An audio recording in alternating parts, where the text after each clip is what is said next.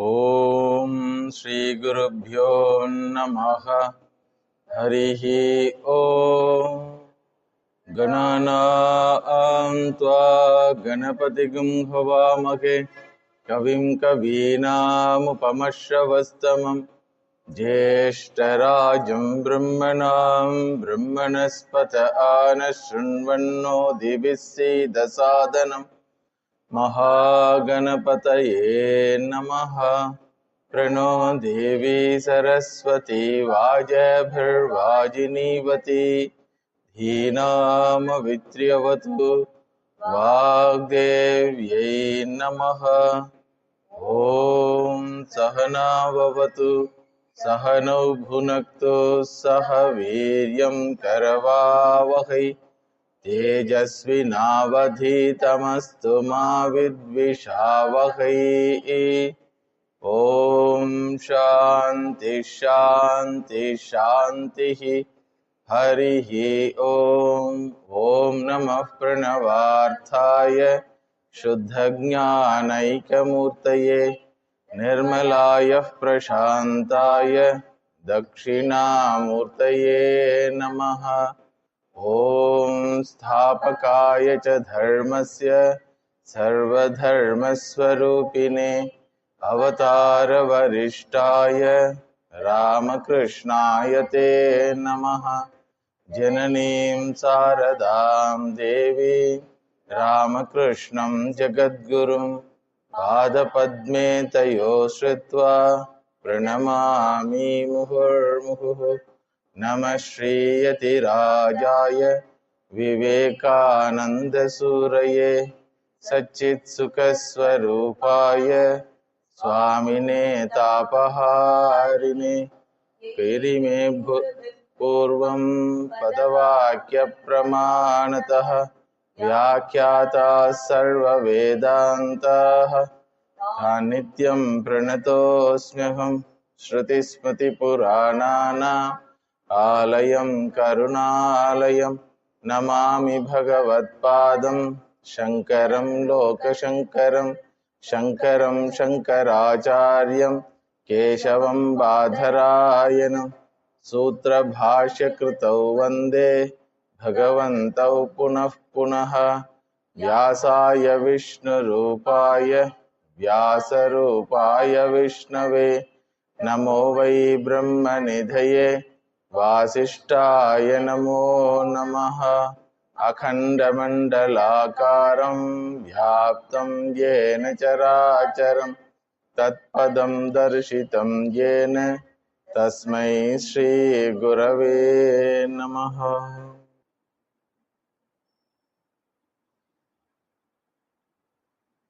इदं ब्रह्म इदं क्षत्रम् इमे लोका इमे देवा इमानि भूतानि इदगं सर्वं यदयम् आत्मा.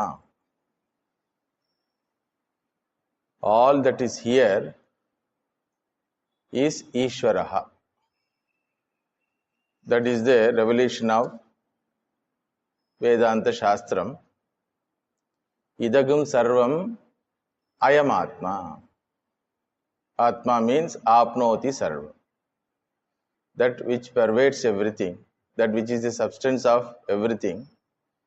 Idagam sarvam is equal to Ishvaraha. It's an equation. One side of the equation is idagam sarvam. All that is here. All that is here means known, unknown, knowable in the future.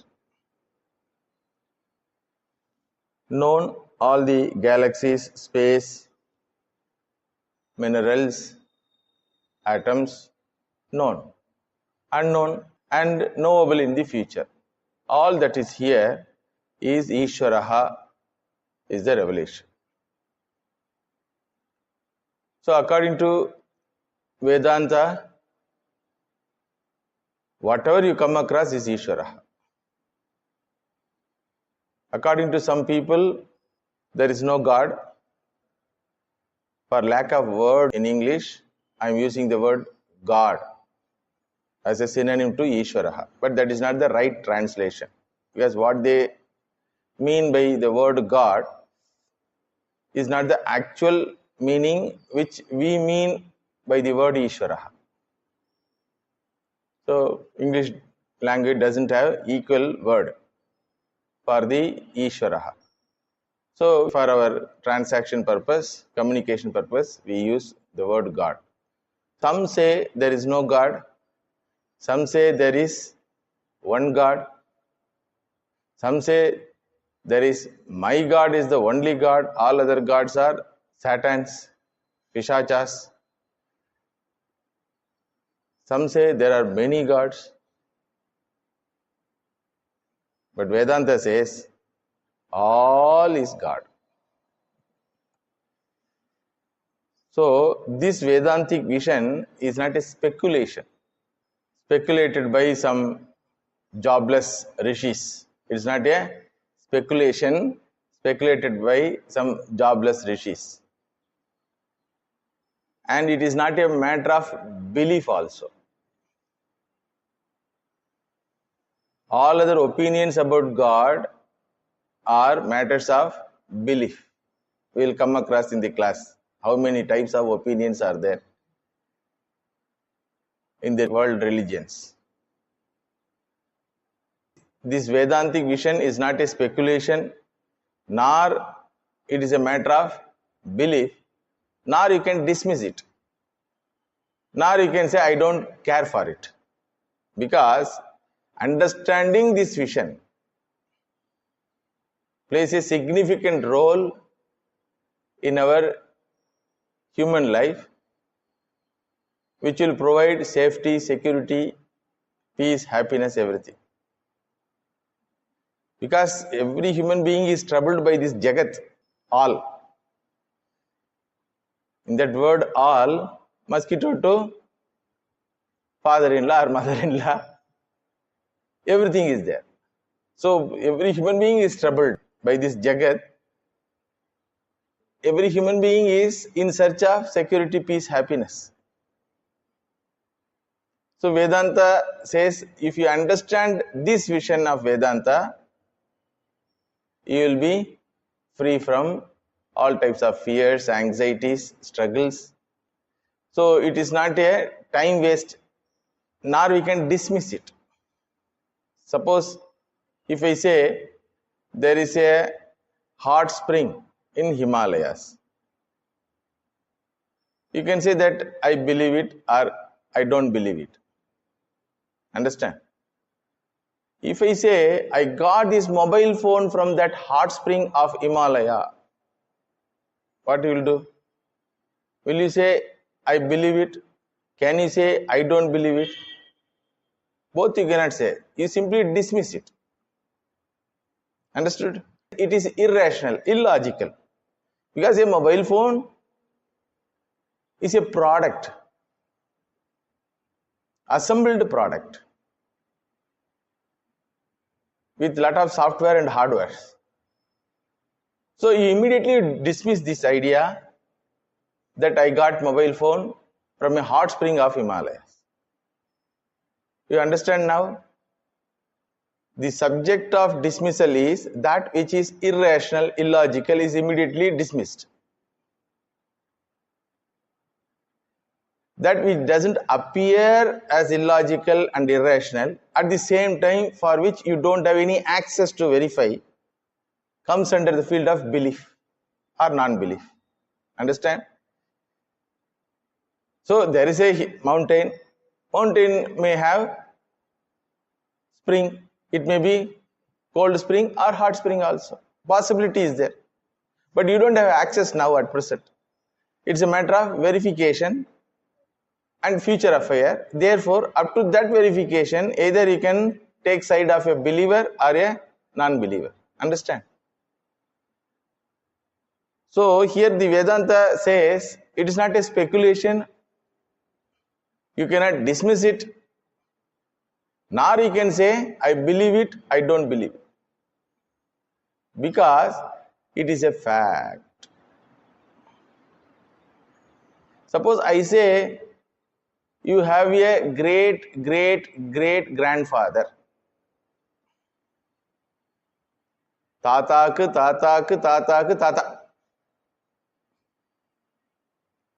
what you will do? You cannot say, I believe it.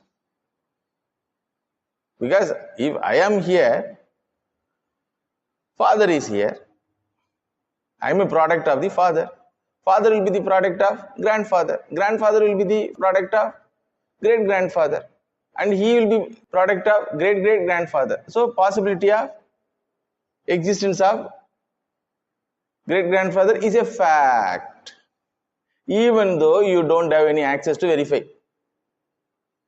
It is logical. You can infer whether that great-great-great-grandfather is from monkey or from rishi. That is a question of belief or non-belief. Understood? So my Acharya used to say here, mother was teaching a child that your great-great-grandfather is a rishi. Bharadwaja rishi, Gotra we are. So we belong to that rishi. We are that parampara, rishi parampara. Then the child opposed. Mummy, yesterday only father told that we are descendants of monkey. So yesterday father taught Darwin theory. So he was explaining how human being has come from monkey. So keeping that in mind, the child says, yesterday father told that we are descendants of monkey. Now you are telling you are descendants of rishi. Then mother told, your father's descendants are monkey and mother's descendants are rishis. So with regard to a fact, you cannot take side either I believe or I don't believe. Understood? So Vishwam is equal to Vishnuhu. Vishwam means this Jagat is equal to Vishnuhu. The Ishvaraha is a matter for understanding.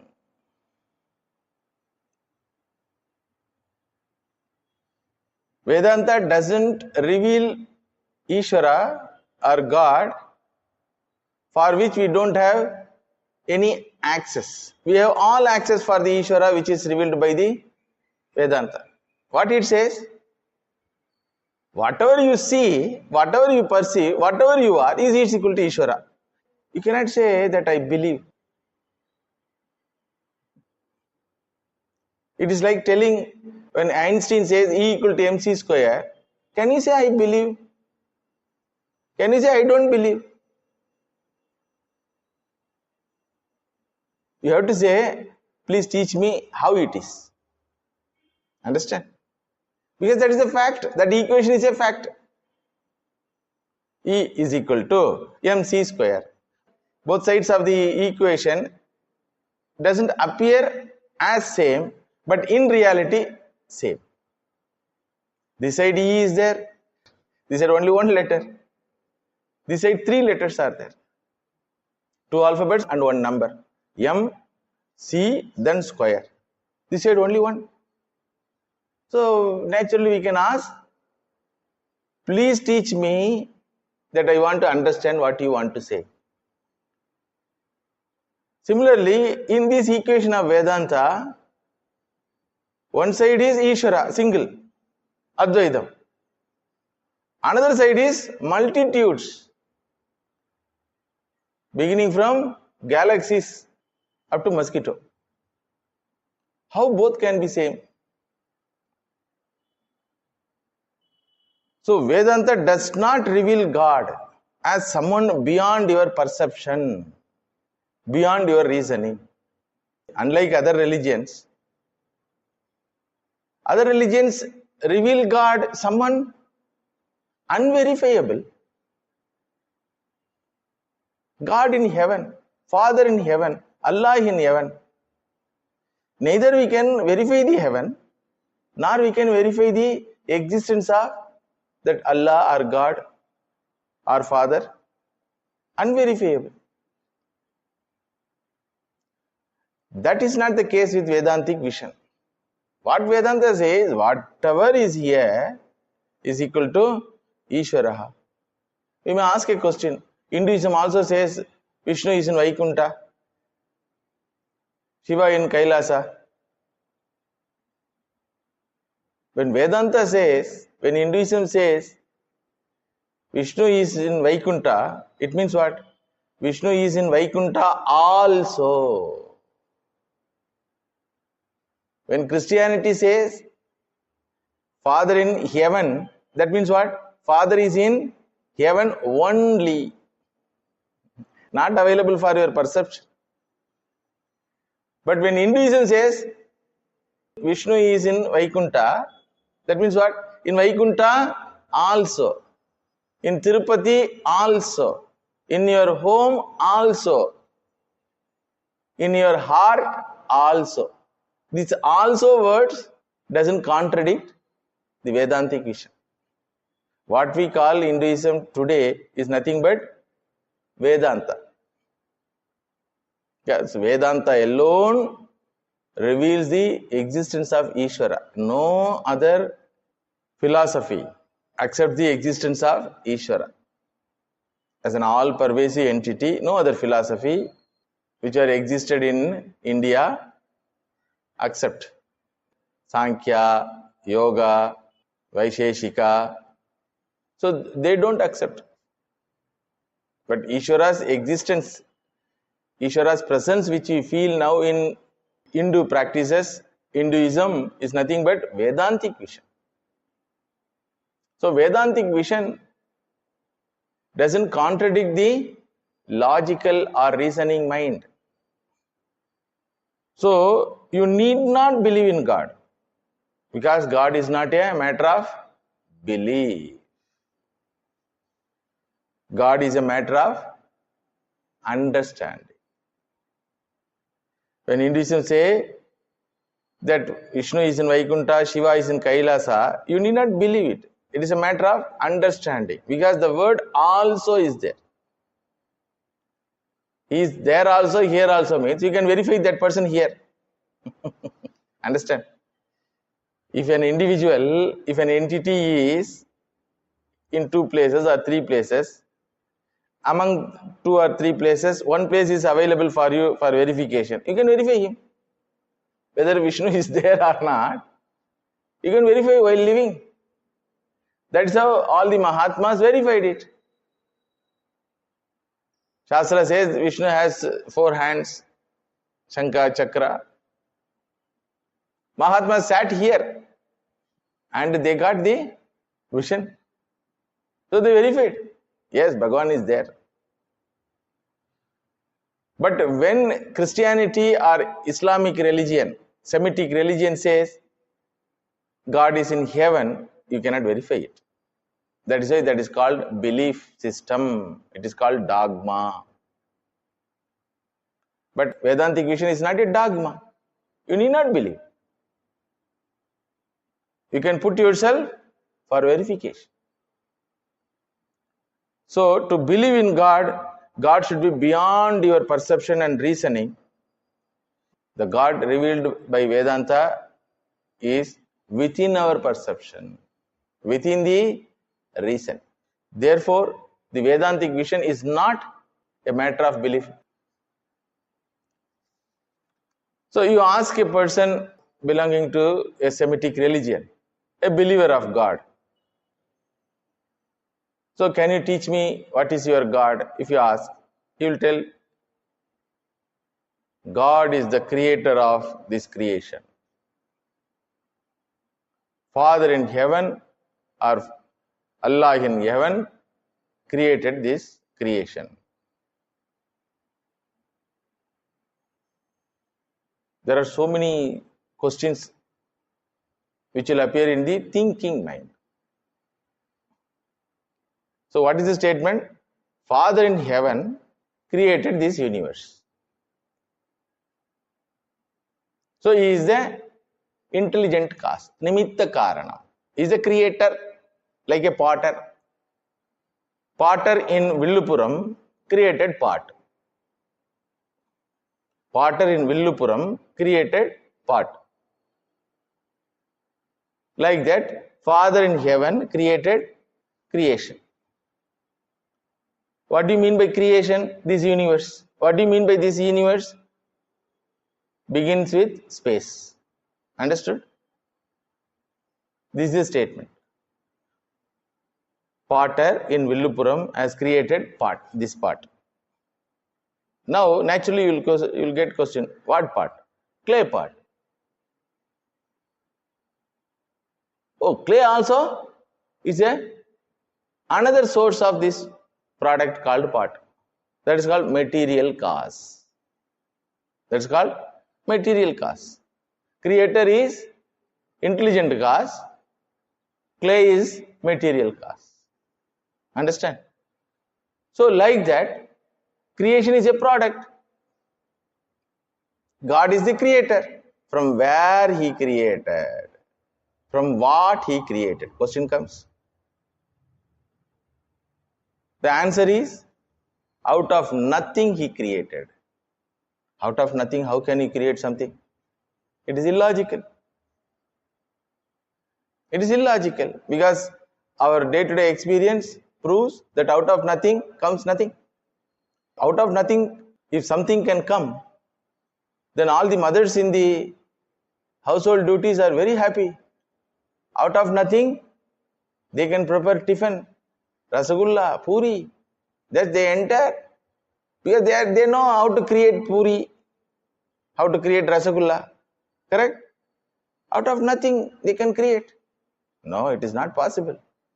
Out of some basic material only you can create any product. Even though he is the most intelligent chef, he cannot create any food item out of nothing. Nor he can produce anything out of nothing. There is an ornament. You cannot create an ornament out of nothing. So all products are result of some basic material. So out of which this creation has come. When we hear the answer that out of nothing this creation has come, it is illogical. You understand? Next question comes, where He was before creation? I told you already, Father in heaven created this universe. So heaven also is a place. Place means space. Sitting in a space, particular space, He has created another space. That's the meaning, what He means. Correct? That also illogical. Where was He before the creation of heaven? Who created that heaven? Where was He before the creation of heaven? God in heaven created universe.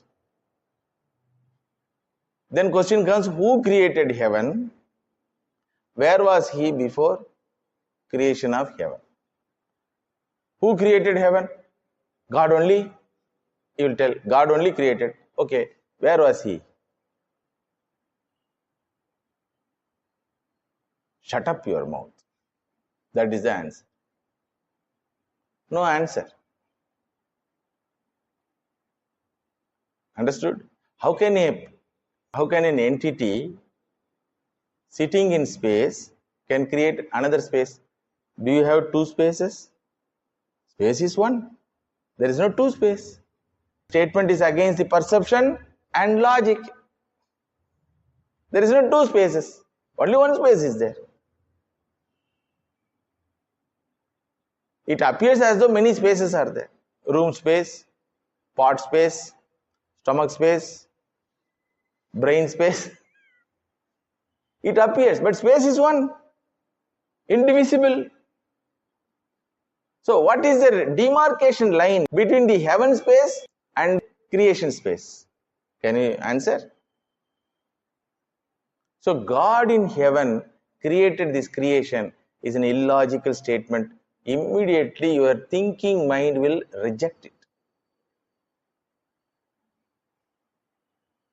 Now you understand majority of humanity in what level of thinking. If at all these ideas are surviving as religious ideas in the world, that is the level of non-thinking.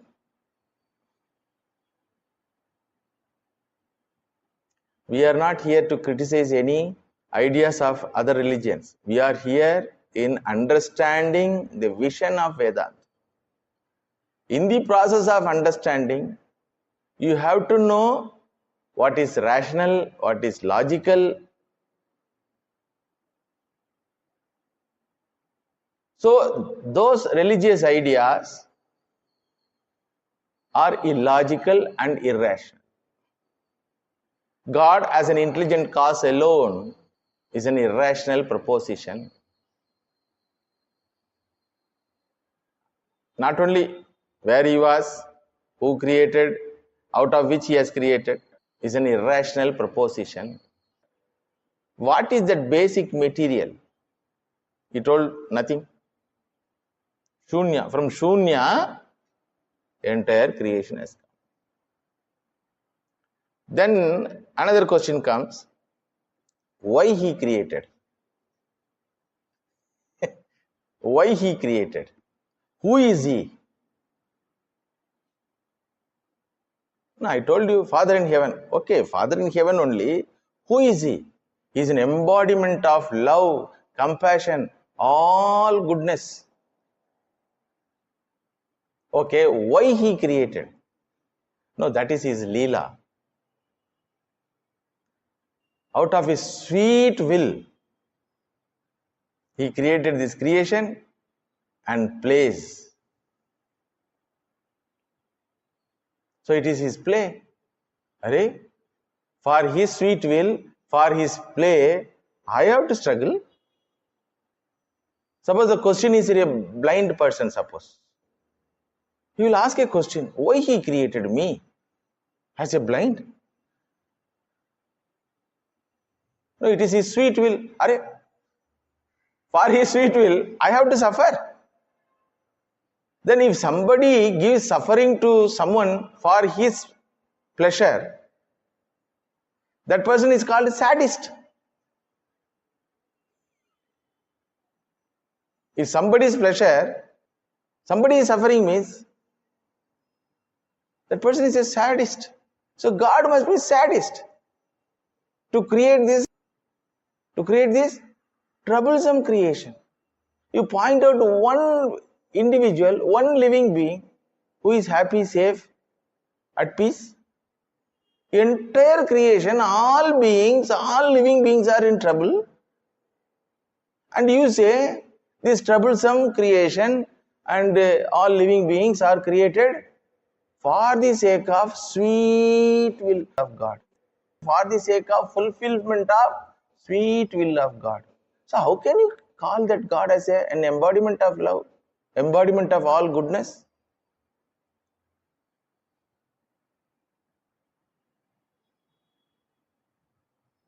Another question comes. Okay, what is the proof for all of your assertions that God in heaven has created this creation out of sweet will, out of nothing? What is the proof? No, my religious scripture, my religious book is the proof. It says like that. So other than that book, I don't have any proof. If you want, you can believe. Otherwise, you will be branded as kafir, non-believer, pagan. These are all the words, for non-believers of that dogma. Christianity gives this word pagan. Islam gives the word kafir. Once you are branded as pagan or kafir, you don't have the freedom to live in this world with your opinion. Either I will try to convert you or finish you off. Now you understand how important it is to understand the vision of this Vedanta. If the vision of the Vedanta is understood, there will not be violence. There will not be religious violence. But it won't happen, don't worry. Because people in the creation will be, majority will be without thinking only. So the believer says, God in heaven created this world for the sake of fulfillment of his sweet will out of nothing. I believe this. If you want, you can believe, or you will be branded as a non-believer, pagan, or kafir, and you have to face the consequences of being a non-believer.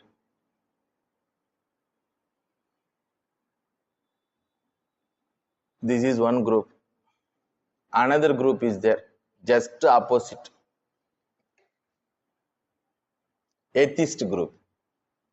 They claim themselves as atheist. Non-believers, rational, logical, reasoning, intelligent, modern scientist. They are called. One is superstitious believer. Another is a rational scientist.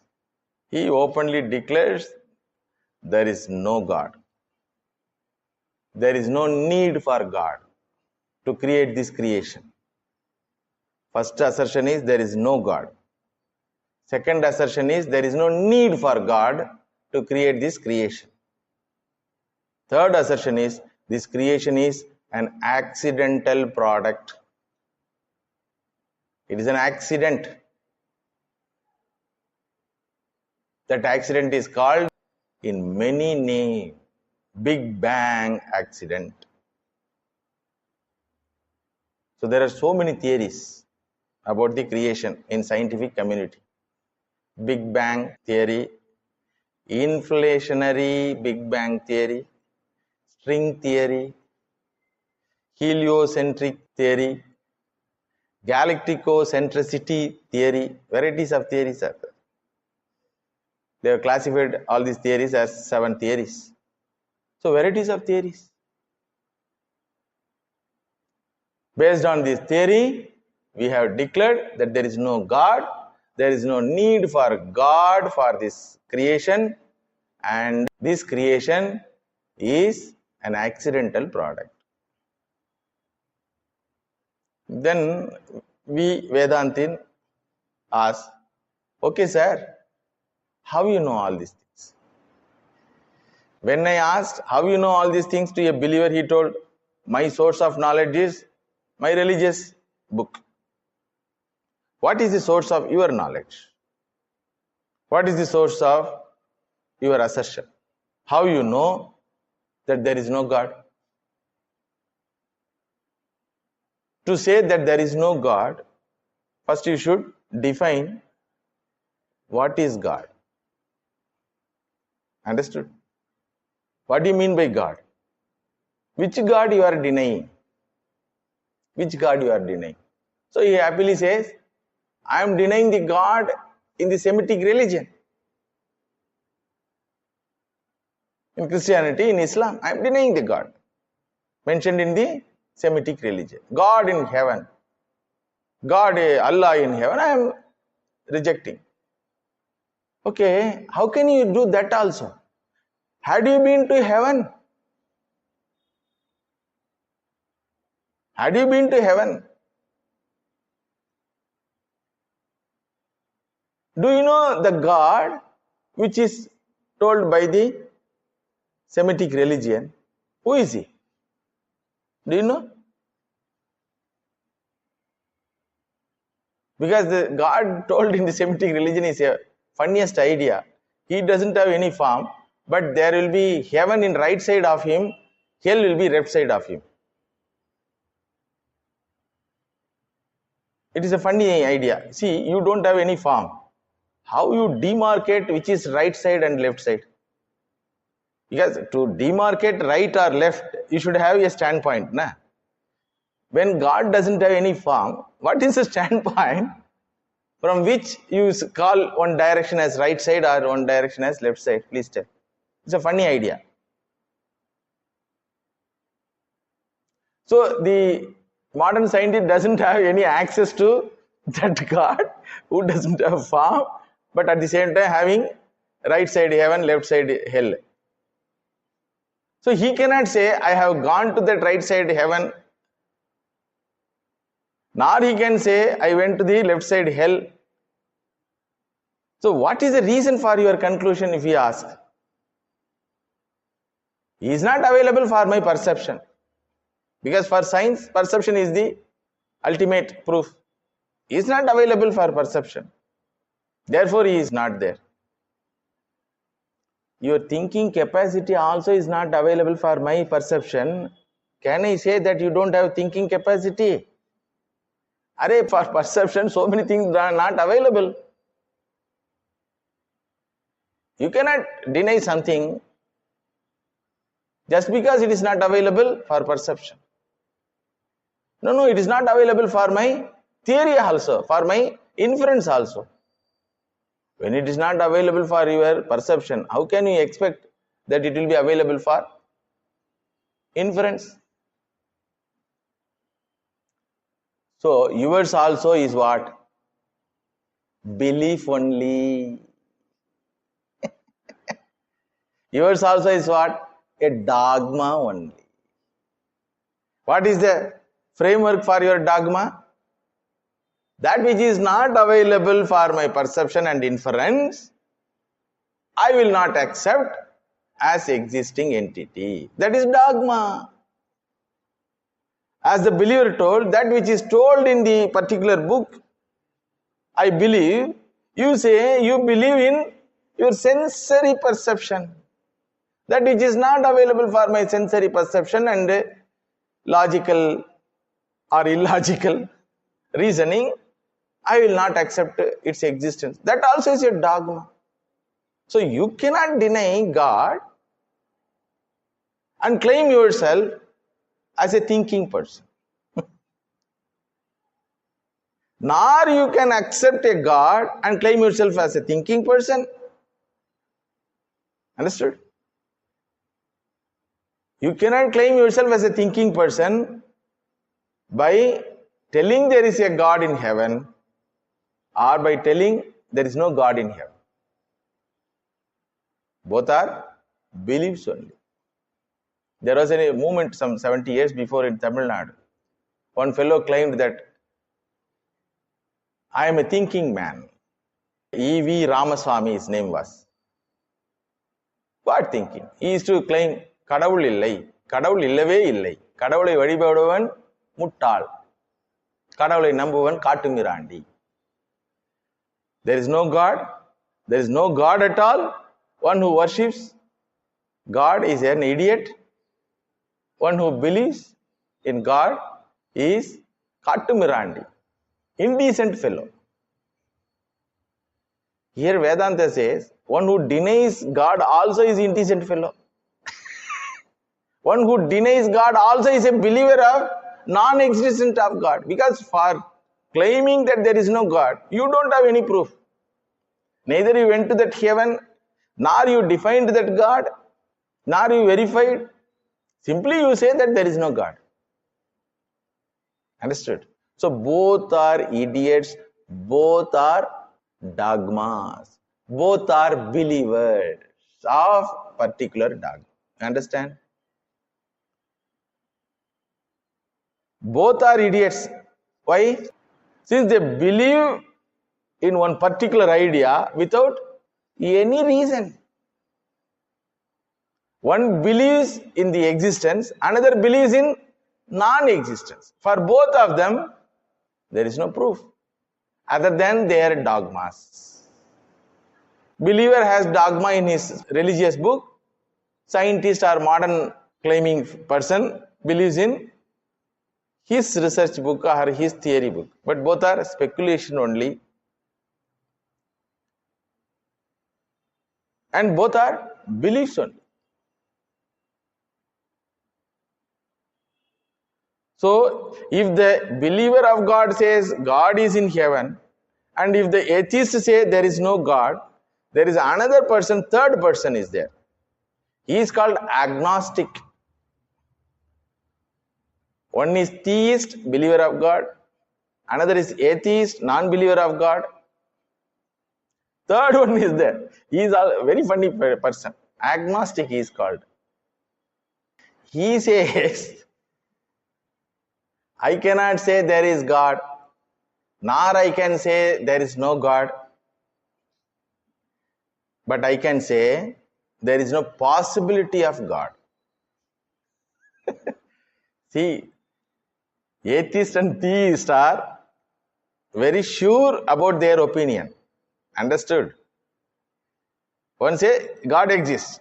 They are very sure. Another say God doesn't exist. He is also very sure. Atheist also very sure. But this agnostic is very funny person. He say there is no possibility of God. What do you mean by possibility? Possibility means possibility. Atheist told there is no need for God. Understood? Here he says there is no, agnostic says there is no possibility of God and there is no possibility of knowing the God. So he is always in between these two. There is no possibility of which God if I ask. He says there is no possibility of God which is told by other religious fellows. Okay, you can join this fellow. No, I cannot join because I don't have any proof to say that there is no God. Because there is no possibility of knowing the God. What he will tell? He is a confused person. One is a believer, another is a non-believer. This believer doesn't believe the non-believer's ideas. This non-believer doesn't believe the believer's ideas. This third person says, I don't believe both of them. And I don't believe the possibility of knowing it. So what will? I have no connection with him. Why should you bother about this entity called God? Don't waste your time. Whatever is there with you, enjoy.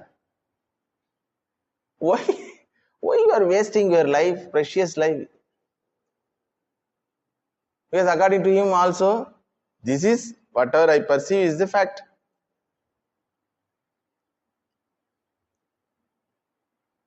So I perceive my body, I perceive chicken, mutton, ice cream,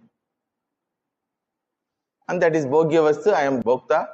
So I spend my time in eating it. You fellows are sitting and telling from where this chicken has come, from egg it has come, or from chicken has come. All nonsense. Eat. Don't waste your time, lifetime. So he is called agnostic. So Vedanta says all the three are idiots. All the three are believers. Agnostic also is a believer in the non-possibility of knowing the God, in the non-possibility of existence of God. Imagine how much this world is confused. That is why Vedanta is a life-giving Shastra. Anybody who come in touch with Vedanta, their life will change.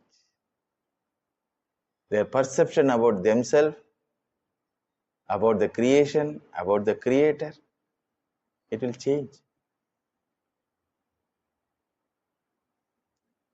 All of them are believers because belief means what? Accepting something before verification.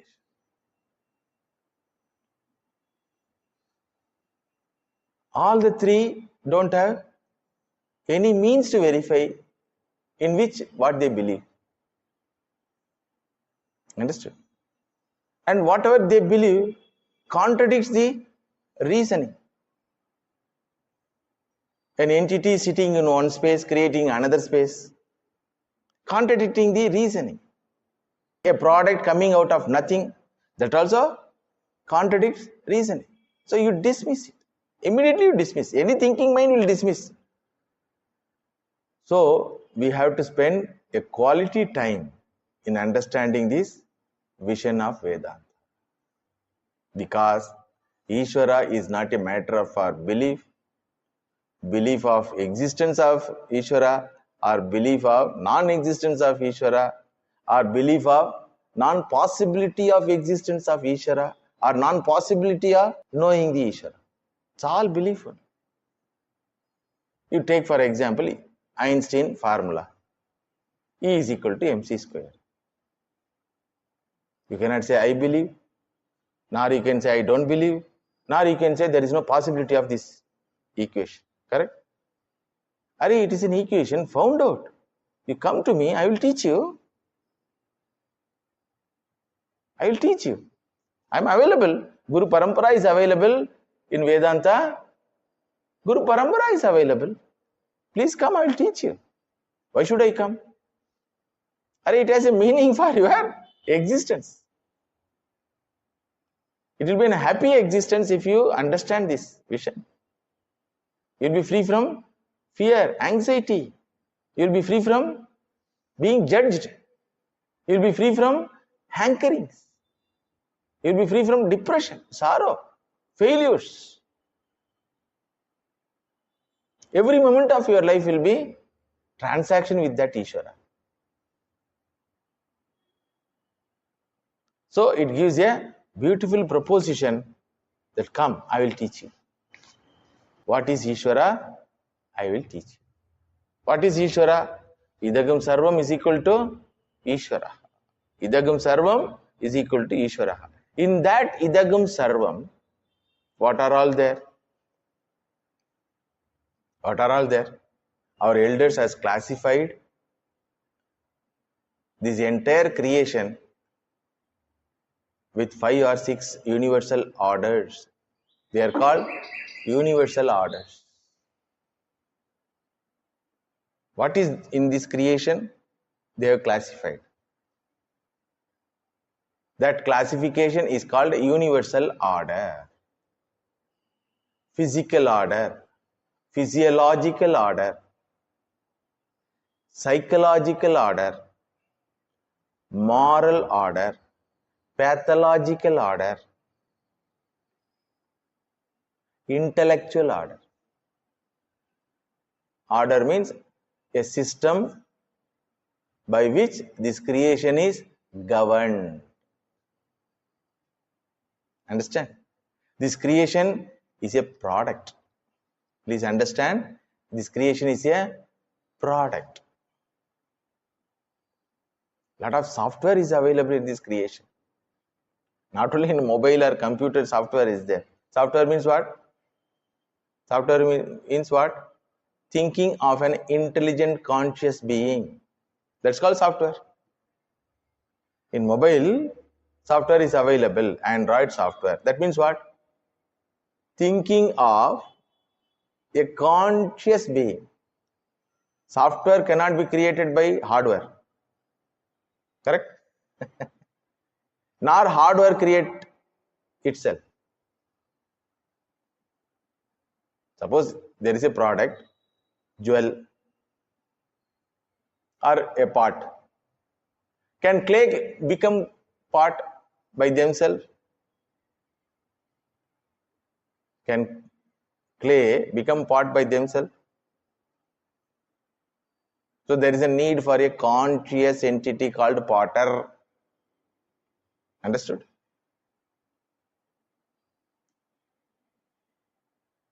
So it is a product with a system of working, and it has connection and it affects our life. Understand? This creation affects our life. We are the part of that creation.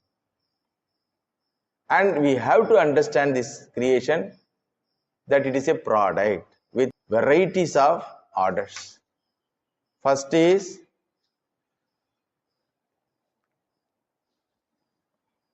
physical order, beginning from galaxies, stars, planets. Understand?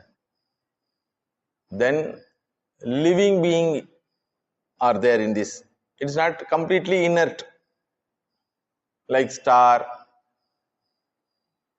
It is not completely inert matter. There is some activity also in this creation. One is Panchabhuta, another is Panchabhautikam.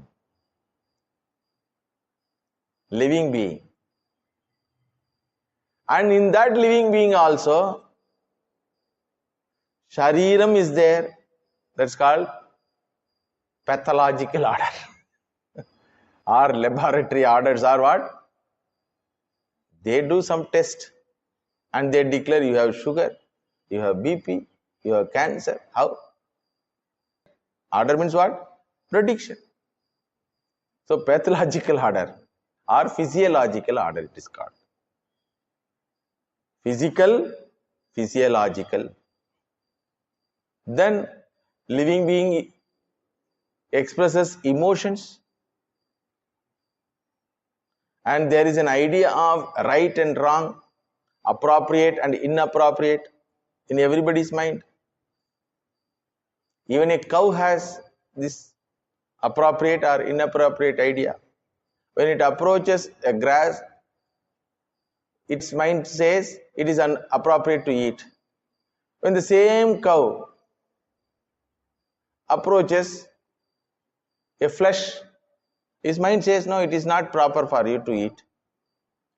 It smells, immediately it understands this is a flesh body of some other living being, so you cannot eat it. Just opposite way for tiger. Understood? This knowledge of appropriate and inappropriate is natural for every human being for survival even. Even though there is a small dog called Chua. It is very small in size, smaller than the cat. But it doesn't get confused and marry a cat. It knows I am not cat. Okay? I am not cat. So there is a thinking. Not only in human being, in other living being also there is a thinking. And every living being knows what is the danger for its existence. Understand? However small it is, even an ant, it perceives the danger. A mosquito, it bites you where your hand doesn't reach. Exact place where you cannot reach, that place it will sit and bite. It knows where is its food. Human blood is the food. It doesn't go and put injection for a wood. It knows where is its food. So there is thinking order is there. And in that, in thinking also, right and wrong, appropriate or inappropriate is there. Danger, safety, struggle to save oneself, all are there. Order of dharma it is called. It is his dharma. Then intellectual order. Right, wrong, yes, no, yes or no. Confusion. Yes or no means confusion, gray area. These are all there. And finally, there is a struggle in every living being to be free from all bonds, to live eternally, to be free from death. That's why every living being doesn't want to die. There is a struggle. Why no living being accepts his death? Why? Vedanta says, because in reality it is deathless. It has the experience of being deathless. But now it encounters a new experience that it is going to die. That is why he is not accepting. How can I die?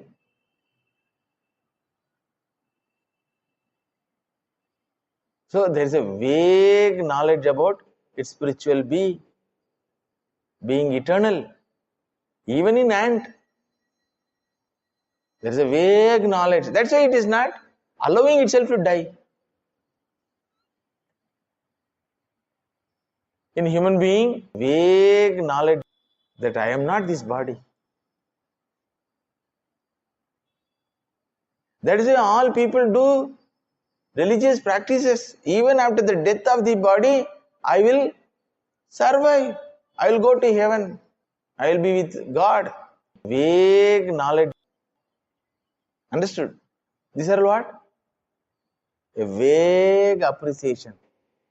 My Acharya Swamiji used to call this osmotic appreciation about it being eternal, about its being one with the creation and the creator, about being all. It's a vague appreciation which requires a lot of clarification, and clarification available only for human birth. But human being is either believer or non-believer, or non-believer of possibility of believing. Confusion.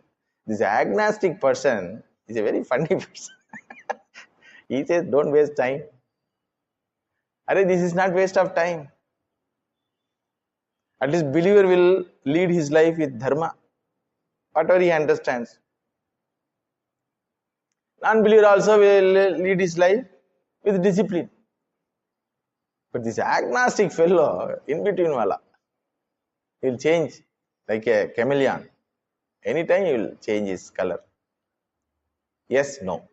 Yes, no means what? Yes or no? You say yes, no. No, yes.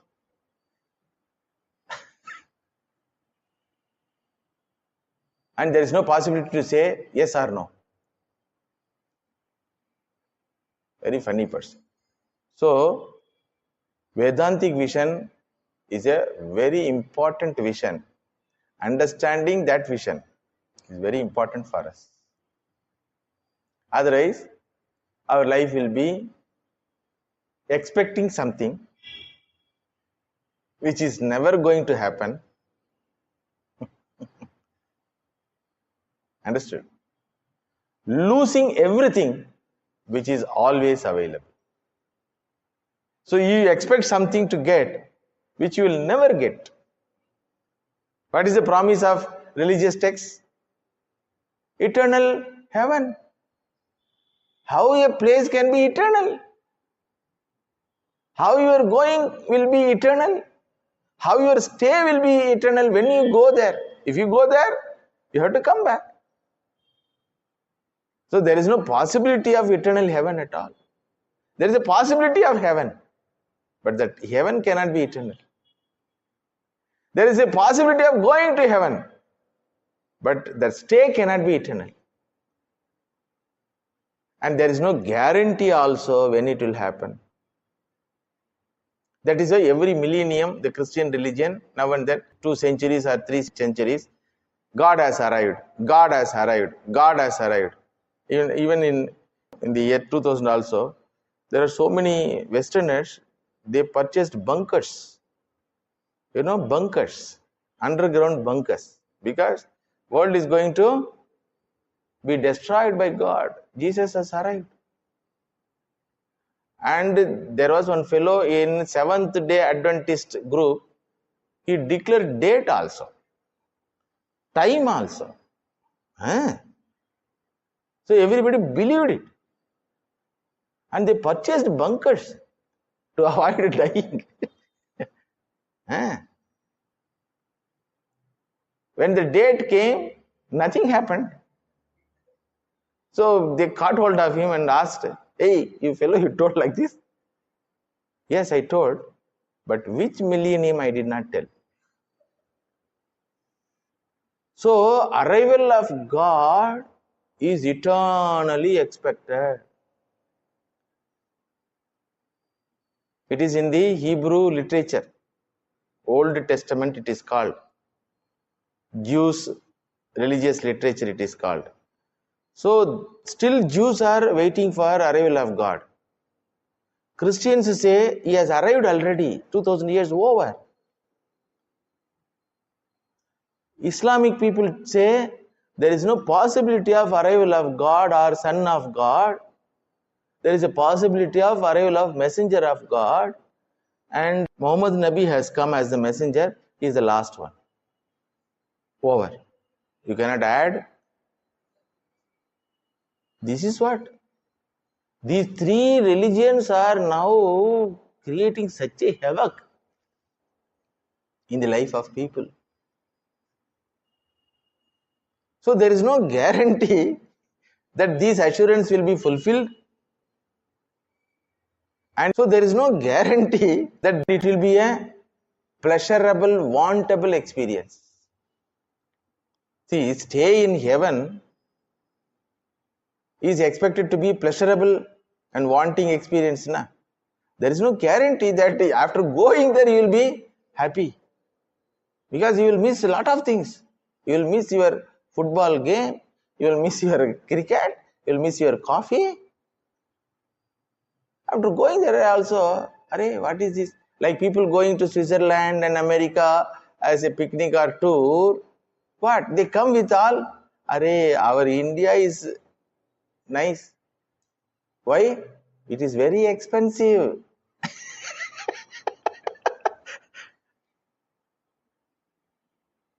Very difficult.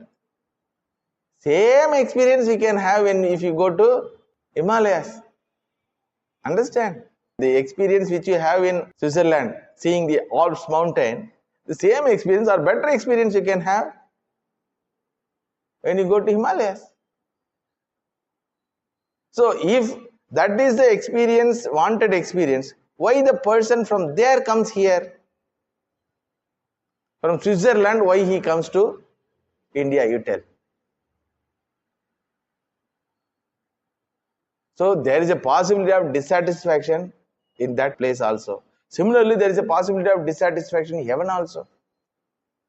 Because there is a possibility of dissatisfaction in earth. Same possibility will continue. Why? How? Because you are there now. You are a dissatisfied person here. You only go there.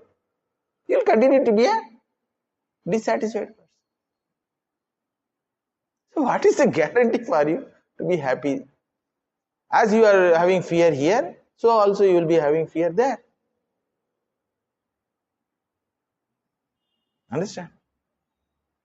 So there is no guarantee for all these events, predicted events are given assurances are going to happen, and there is no guarantee that these experiences or assurances will be a wanted experience. And another possibility is there, while living here you may like it, but after going there you may hate it. While living in Villupuram in hot sun, you like cool breeze, you like cool climate. But when you go to Himalayas, after going there you understand, Appa, this is not for us. So you enjoyed the cool climate and you created an AC atmosphere in your room to enjoy that cool climate, comfortable one it appeared to you. But when you are provided there, you say what? No, I don't want. I want to go back to same Villupuram. So it's all irrational, dislikable, impossible propositions. All propositions from religious texts are irrational, dislikable, and impossible. This is one hand. On the other hand, Vedantic vision. Possible to understand. You cannot say it is dislikable. Because to say dislikable, you need the dislikable entity as a second entity different from Ishvara or you. What is the revelation here? Idagam sarvam Ishvara. Only one. There is no disliker or provider of liking one. Understood? Or means of giving to you, or reason for giving to you. There the reason for giving heaven is what? Your belief. How many people's head you cut? Accordingly you are rewarded there. How many people's you converted? Accordingly you are rewarded there. Here there is no reason for giving, and in fact there is no giving, and in fact there is no giver, and in fact there is no receiver. This revelation says it is all you. Who is there to give you? What is that to give you? What is the reason for getting? It's all you. Tremendous proposition. But you cannot deny this proposition as irrational. When I say it's all you, when I say it's all Ishvara, first revelation is it's all Ishvara. Then the second revelation is that Ishvara which is all is you. Tattvamasi. Tad asti, then tad tvam asi. You know initially two things. You exist, creation exists. There is no doubt about it. Correct? In your understanding, you know only two things. You exist, creation exists. Vedanta comes and says, what you call creation is equal to Ishvara. Understood? What you call ornament is equal to gold. Now how many are there? In an ornament, there is one person imperceptible. Who is that person? Goldsmith. Correct? Goldsmith is hiding in that ornament. Potter is hiding in pot. So two you know, Vedanta introduced one more entity, third entity, then finally says, he is not only a potter, he is clay also. So again it has become two. Jagat is removed, you and Ishvara. Understood? Now that Ishvara is you, one. Two has become three, three has become two, two has become one. 2, 3, 2, 1. First two, yourself, physical entity, and Jagat, physical entity. Understood? Then revelation of Vedanta is, it is not only a physical entity, there is some spiritual entity also. Ishvaraha, conscious entity also. Like that, third one is introduced. Then there is nothing called physical entity of the Jagat. Whatever is there, the third entity, spiritual entity only, consciousness alone is appearing to you as Jagat.